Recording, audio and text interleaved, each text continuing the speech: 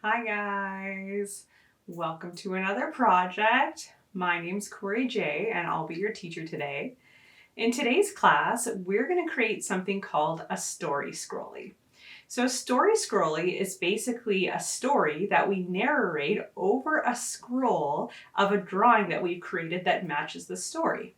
Now we're going to do a 5-frame story. So we're going to have 5 different parts of the story that we're going to narrate and move through. So you can see a little bit more about what I'm talking about here. And you can see that I'm going to use markers to draw my drawing today, but you can use any medium you want. So you can use pencil crayons, markers, anything you name it. I would suggest using color just because it's going to look nicer, but it's really up to you.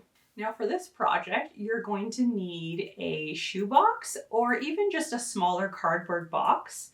You're going to need 2 empty toilet paper rolls and a long piece of paper. The ideal size of paper is 24 inches wide, so 2 feet long by 4.5 inches tall. So a long, thin scroll of paper that we're going to use today. And then you're going to need scissors and a glue stick, and then whatever type of drawing medium that you're going to use. So again, I use markers and that worked really well for me. You'll also need a pencil and an eraser. And then at the end, I'd like you to videotape your story on a smartphone. So you might have to borrow a smartphone if you don't have one, but that's going to be how we capture the story at the end as we narrate the story and we scroll through. Okay, so let's get into it. Okay, so the first step for this project is going to be creating your story. Now, some people have really great imaginations and they want to make up stories that don't exist, fictional stories, and that's totally awesome and I love that. And then for some people, it might be a bit harder to just make up a story. So for those people, I suggest using a story that's actually happened to you in real life. So the story that I'm going to use today is based on a true story of when I was painting a mural and a butterfly fell in my paint tray. And so I used that as my story for today. So before we get to the drawing part, we're going to have to make up our story. So I suggest you grab a piece of paper and a pencil and write out your story before so you know what you're drawing and what the different parts of the story are. So it's going to be 5 parts of the story that we're going to write out, and each part of the story is just going to be 1 or 2 sentences long. So these are going to be short stories that we're going to narrate and draw and go through it.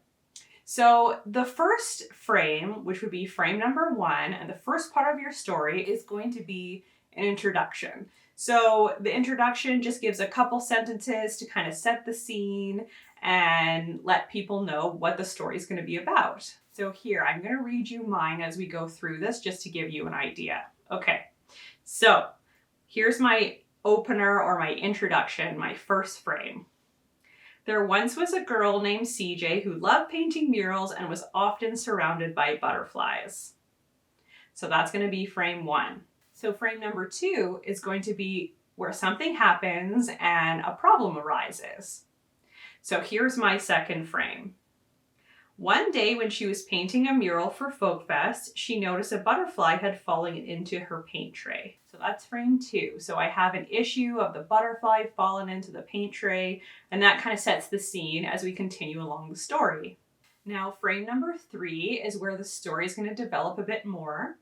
So here's my frame number 3. She was surprised and asked the butterfly, "Are you okay?" To which the butterfly replied, "Help." So now we have something going on, something to fix, and the story is developing. And then we move on to frame number 4. So frame number 4 is going to be where the problem gets solved. So here's my frame number 4. She quickly lifted the butterfly out of the paint tray by its wings and gently cleaned it off with some soap and water. "Thank you," said the butterfly. And then last but not least, we have frame number 5, which is going to be the ending. So we're going to wrap up the story and have kind of a concluding sentence that ends the story and ties everything together. So here's my frame number 5. Soon after, the butterfly was back flying around her and all was well once again. So here we have the 5 parts to our story, and now we're ready to continue and go and draw it out and build up our scrolly box. All right, so let's get into it. To start, we're going to grab a 24-inch long paper and 2 empty toilet paper rolls. I'm going to take one of the toilet paper rolls and just see that the toilet paper roll is shorter than the paper. And we need the paper to wrap around the toilet paper roll. So we're going to measure the toilet paper roll and it comes out to 4.5 inches. So I want my paper to be just slightly less than that. So I'm going to trim the paper so that it's 4.25 inches high. So I'm going to make a little tick at 4.25, which is just a 1/4 of an inch smaller than the toilet paper roll, so 4.25 on both sides. And then what I'm going to do is draw a line to connect those 2 little ticks I made on both sides of the paper, and then I'm going to cut it. So when I just go ahead and draw this line, I accidentally veered off a little from the ruler, so I just went and reestablished that line here again. And then I'm just going to cut off this extra piece here on the paper. So next I'll just grab my scissors and cut that off. And this is going to ensure that the paper is going to wrap around the toilet paper rolls really nicely. And there'll be a little bit of room when we start to roll up the paper around it to keep the paper from bunching and everything. Okay, so now I have my paper and you can see that the paper wraps so nicely around the toilet paper roll here. So we're going to just make sure that that's the case on both sides. And then this is going to be the scrolling action of our story scrolly. So we're going to wrap the paper around the ends of the toilet paper roll and go through the story. So next I'm going to grab this ruler here and place it down on the paper. And I'm going to make a couple of ticks that are going to be the different areas that we are going to create the story in. So to start, I'm going to do 2 inches, and those 2 inches are going to wrap around the toilet paper roll. And then I'm going to make a series of ticks every 4 inches until I get to the end, which will leave me another 2 inches. So I'll have 2 inches on either side that are going to be glued to the toilet paper roll, and then 5 areas that are 4 inches wide in between that are going to be each spot for our story. So I did the ticks on the top, and then I'm going to go and do the same measurements along the bottom. So I'm going to start with 2 inches and then do a series of 4-inch marks until I get to the end, leaving me with one last 2-inch area here. Next, I'm going to take a ruler and go ahead and connect those lines.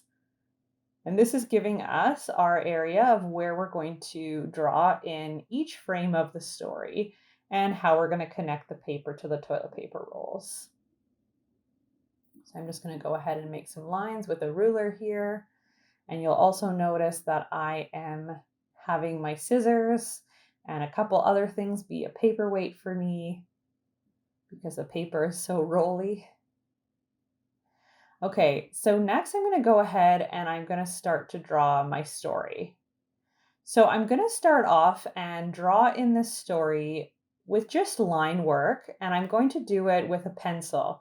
This way, if I make any mistakes, I can go back and erase it and I won't have to get another piece of paper. So you always want to start with a pencil and eraser to kind of start off and draw your story so that it's erasable and that when you're done, you can go back in with your more permanent medium like your markers. So I'm going to go ahead and just draw in each frame of my story that we already wrote down here. The first frame goes on the first square, the second frame goes on the second square, etc. And when I'm going and drawing, I'm just using very simple line work. You can see that I'm not filling any values in. I'm not filling any areas in with gradients or anything. I just want to create a really rough drawing that I can go over with markers. And I'm going to do all my detail work with the markers after. And so I'm just going to keep it very simple and just make sure that I kind of knock out the main areas of how I want to illustrate my drawing and just make sure that everything makes sense and each frame that I had imagined in my head makes sense on how to draw it. I'm also varying close-ups with shots that are a little bit further away. So close-ups of the paint tray versus shots of me painting the mural. So that just gives it a little bit more interest and some variation on my drawing. And yeah, I'm just kind of setting it up here to go ahead and do it permanently.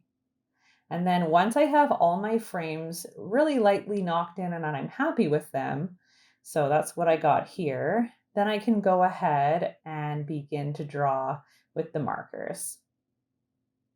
Okay, so I have quite the selection here of markers to choose from, which is really exciting. And I'm going to go ahead now and fill everything in.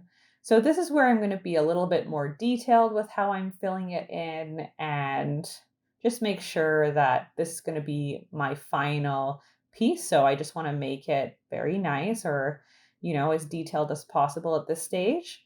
And one thing that I wanted to show you is that I use this cross hatching technique a lot. So, or a hatching technique, which is basically where you create lines instead of filling in an entire area. So, this is a really good technique to use to fill in an area, for example, like the sky or the ground, an area that's heavily filled in with color instead of filling the whole area in with color like I did in the paint tray here with the pink paint. I don't want to have the whole paper so saturated, and it also takes a long time. So what I do is I just use a hatching technique where I just create lines instead of drawing the whole thing in.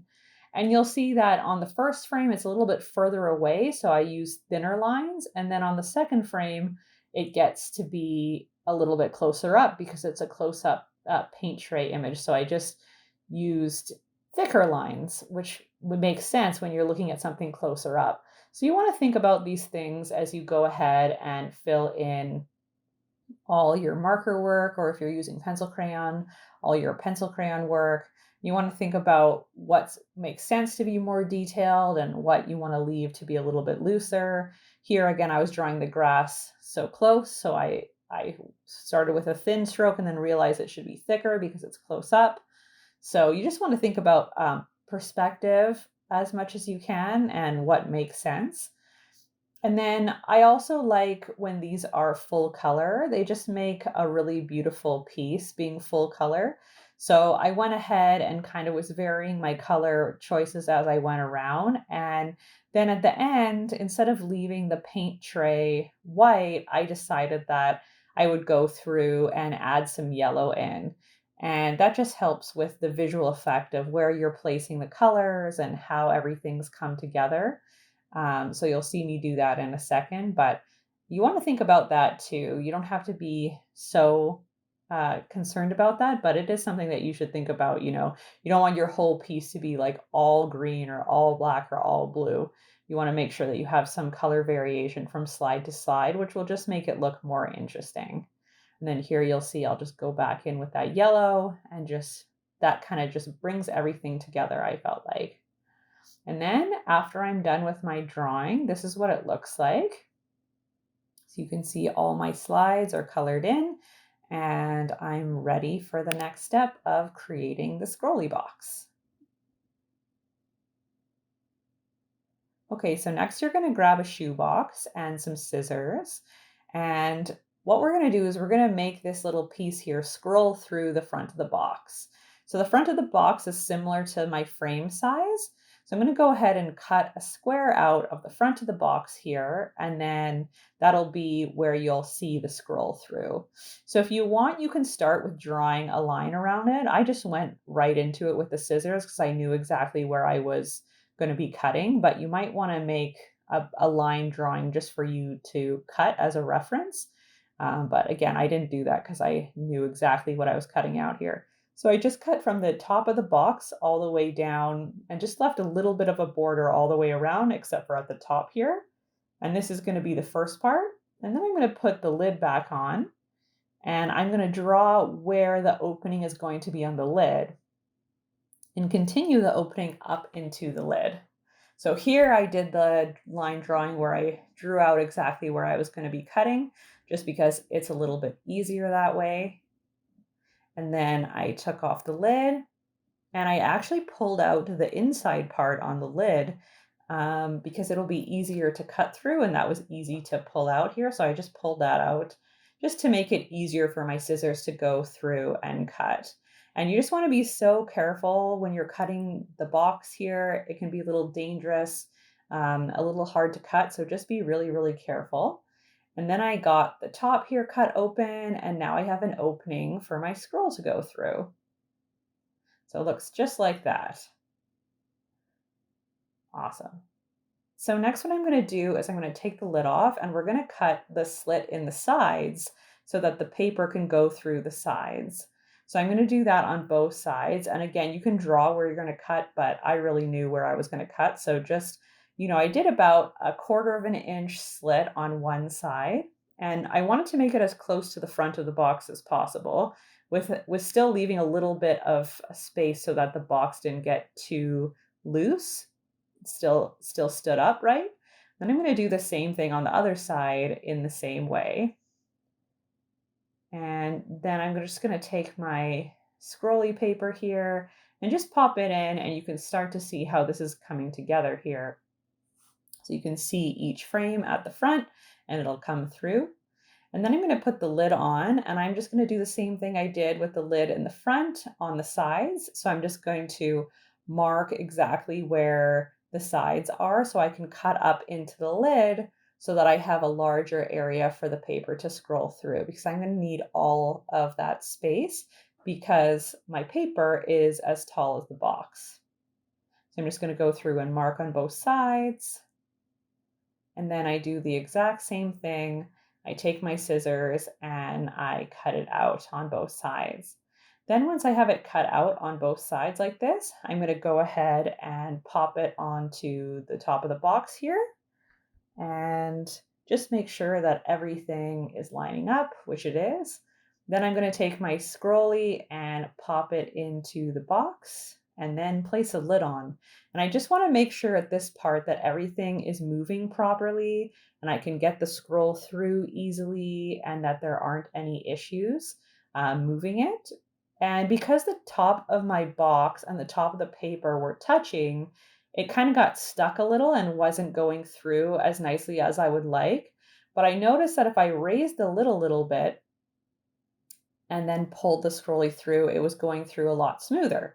So what I decided to do is raise the lid just a little bit and then take some tape and tape it up on both sides. So I actually raised the lid just slightly, just so that it would be a little bit a smoother transition for the scrolly to move through the box so that the top of the paper wasn't touching the box like it was before. And this really helped to make it like a nice smooth transition through, just like that. Awesome. Okay, next we're going to grab our toilet paper rolls here, and we're going to grab some glue here, and we're going to glue on the toilet paper rolls.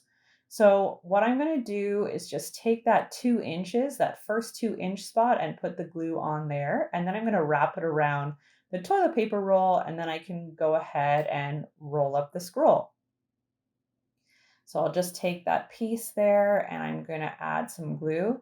Now I'm going to be pretty generous with the glue I add here because I want it to stick really nicely. So just make sure that you put a good amount of glue on with your glue stick, and then you're going to go ahead and take that 2 inches and wrap it around. Now you only want to put the glue on the empty spot here, so you don't want to get it on your frame. And you also want to put the scroll onto the toilet paper roll in the center.